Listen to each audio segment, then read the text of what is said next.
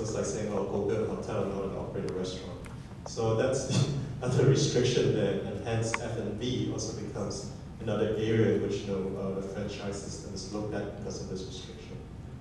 Yeah. Okay, so my questions are, one, relating to this so-called forced franchising. If Vietnam did not have this conditions and requirements for phase-in, do the panelists, the experts feel that franchise wouldn't really be a model that would be looked at or take off in Vietnam? A foreign investor can come in and say, tomorrow 40 retail outlets, no sweat.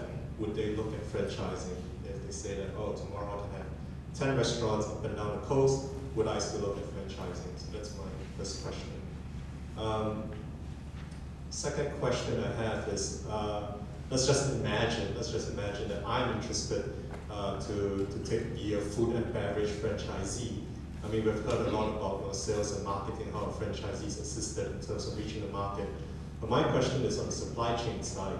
Obviously, I'm not going to be a guy to go to the market to buy, say, fish or bone or beef patties or potatoes for French fries.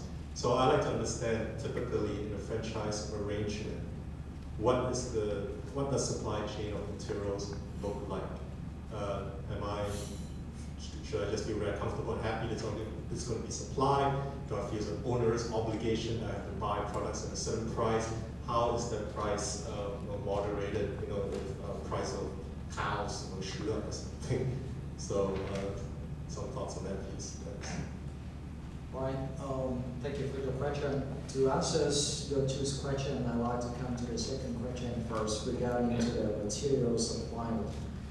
Is what we are doing at Bunkamita is that, for instance, if you open a shop in Singapore or Philippines, example, what you require as a franchisee to do is to buy the recipe, which is on my hand. For the fish, for the vegetable, you can use it local. But this local supplier needs to be verified by the centralized kitchen team of Bunkamita headquarters. That means my team will fly to Singapore to analyze the supplier. The reason why we have to supply this recipe because we need to have a consistent in terms of the test. And we are quite flexible in terms of using the local material, so you don't have to worry much about this. The first concern you mentioned about joining the WTO, where the foreign investor in Vietnam cannot own 100% the restaurant business. Am I right? Or They can own 100%, but the condition is that it's supposedly supposed to sort of build, refurbish a hotel to go with it. That means you just strictly read means that you can't have a restaurant that stands alone without a hotel. So it's like build a hotel.